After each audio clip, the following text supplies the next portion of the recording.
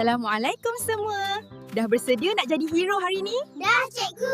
Jom sertai kami dalam Misi Wira Prihatin. sama Cikgu Ayu, Aidan dan Nadia. tengok tu. Ada buku tertinggal lah. Alamak, kesiannya. Buku tu dah koyak dan terbiar macam tu saja. Betul Nadia. Kita tak boleh biarkan macam tu. Wira Prihatin kena buat apa? Kawan-kawan, apa yang kita kena buat? Jom kita ubat buku ni. Wah, cikgu ada selotip. Mari saya tolong pegang, Aidan tolong tampal ya. Terus.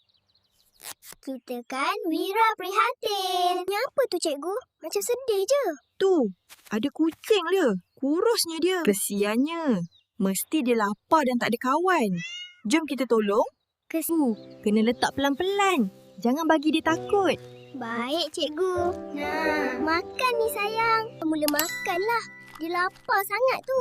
Bagus. Kamu berdua dah jadi wira haiwan hari ni. Alhamdulillah. Kenyang dah si comel tu. Bagus wira berdua ni. Yeah. Tapi ada satu lagi kawan yang perlukan bantuan kat sana. Kat mana, cikgu?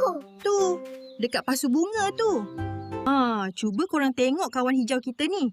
Kenapa dia nampak sedih je? Alamak, cikgu. Cikgu, daunnya layu. Tanah dia pun kering sangat ni. Mesti dia haus kan? Pandai.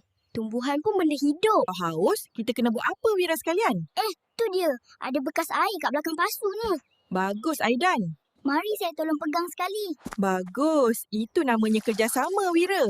Segar semula kawan hijau kita. Rasa seronok bila dapat tolong semua. Betul tu.